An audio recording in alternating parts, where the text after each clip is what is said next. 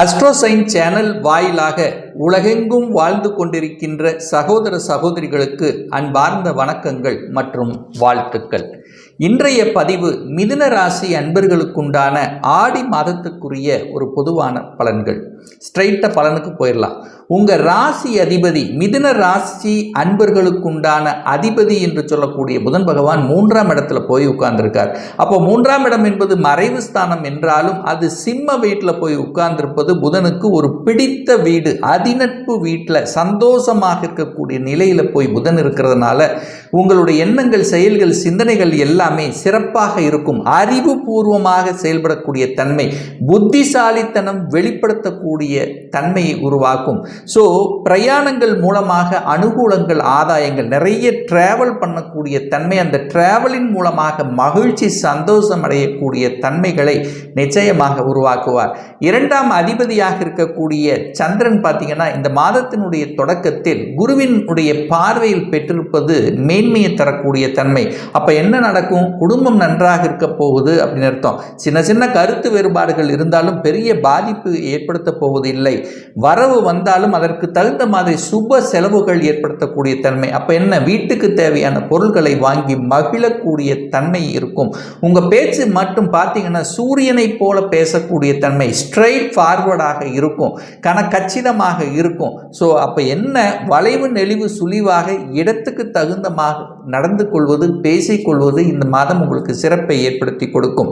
3ஆம் அதிபதியாக இருக்கக்கூடிய சூரிய பகவான் தனக்கு 12ஆம் இடத்தில் மறைந்திருந்தாலும் சந்திரனுடைய வீட்டில் இருக்கும்போது பெரிய பாதிப்பை ஒன்றும் ஏற்படுத்த போவதில்லை.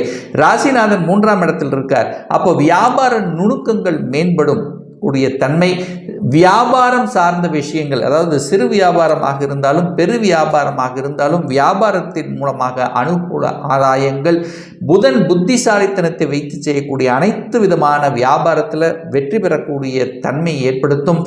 கதை சார்ந்த விஷயங்கள், எழுத்து சம்பந்தப்பட்ட விஷயங்கள், கட்டுரை சம்பந்தப்பட்ட விஷயத்தில் இருப்பவர்களுக்கு புலமை அதிகரிக்கக்கூடிய தன்மை, உங்களுக்கு உண்டான அங்கீகாரம் கிடைக்கக்கூடிய வாய்ப்புகள், சந்தர்ப்பங்கள் இருக்கிறது.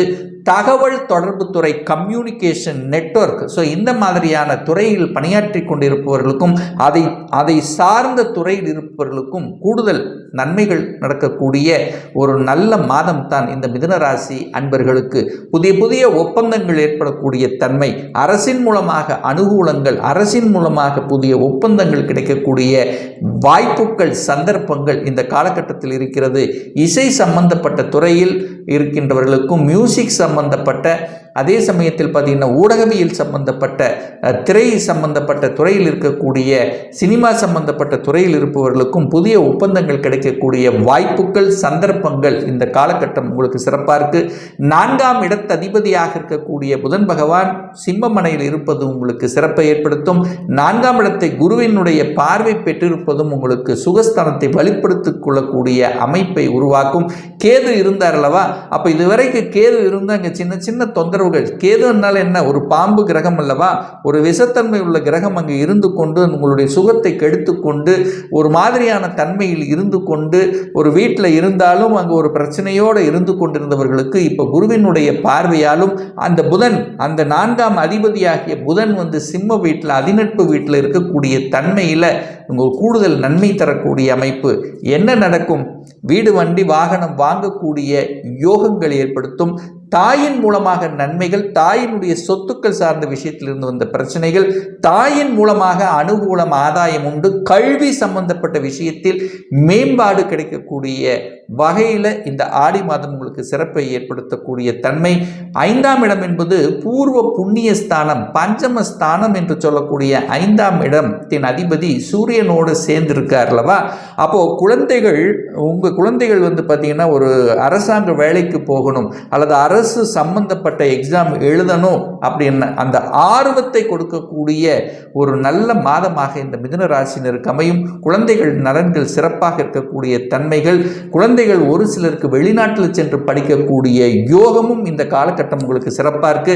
6ஆம் இடத்து அதிபதியாக இருக்கக்கூடிய அந்த செவ்வாய் பகவான் 12ஆம் இடத்தில் அமர்ந்து கொண்டு குருவினுடைய இணைந்து கொண்டு 6ஆம் இடத்தை பார்க்கிறார் அல்லவா.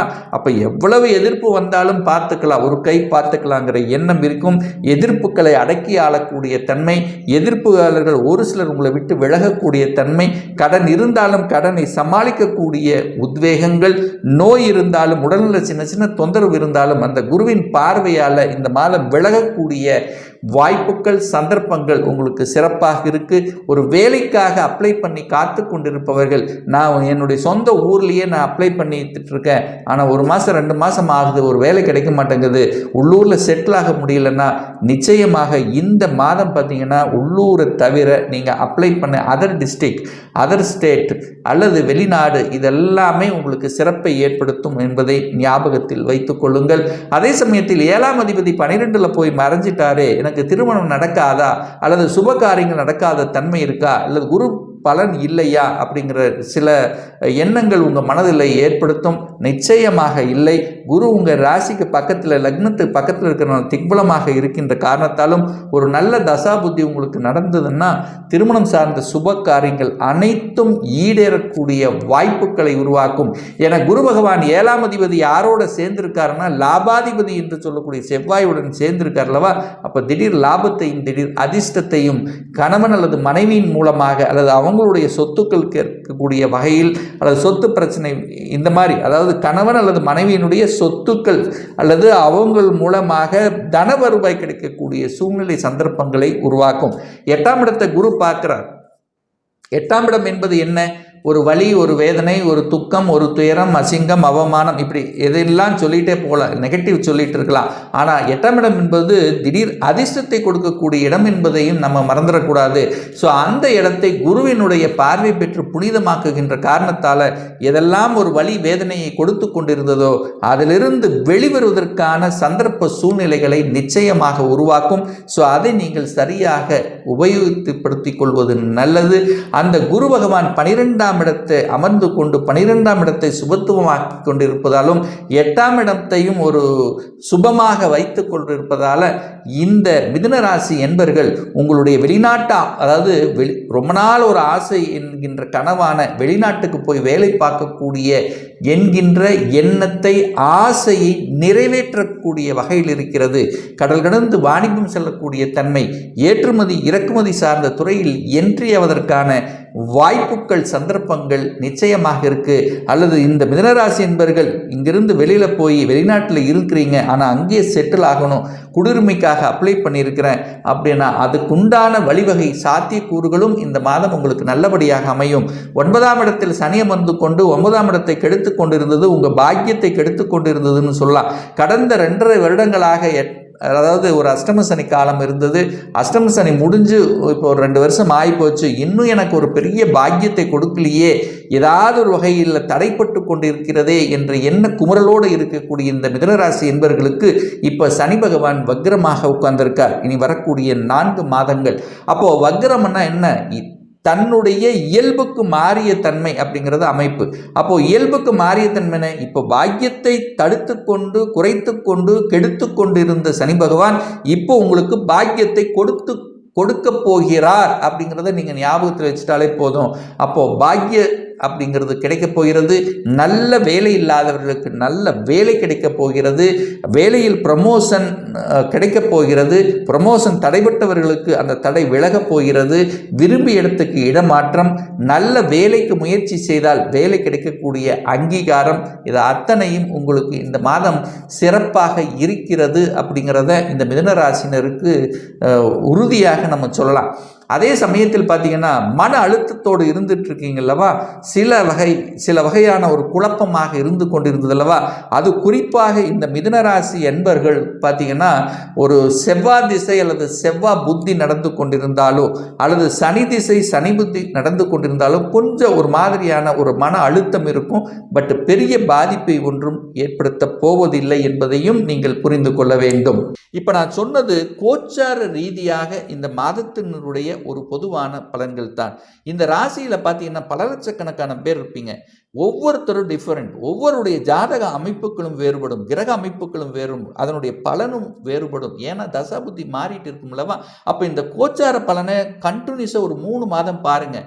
சரியாக வரல அப்படின்னா உங்களுக்கு தசாநாதன் பார்த்தீங்கன்னா 6ஆம் அதிபதி அல்லது 8ஆம் அதிபதி 12ஆம் அதிபதியினுடைய தசாபுத்தி உங்களுக்கு நடந்து கொண்டிருக்கும் என்பதை நீங்கள் புரிந்து கொள்ள வேண்டும்.